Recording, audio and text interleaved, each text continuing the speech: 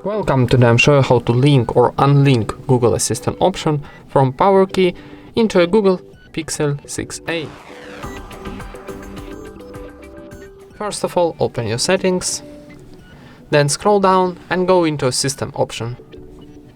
Here choose Gensers option and scroll down on the bottom. Last option will be press and hold to Power Key. Go into, and now I'm going to activate this option. In this position of switcher, it's activate this option. Let's try press and hold. And how you can see, our Google Assistant is activated.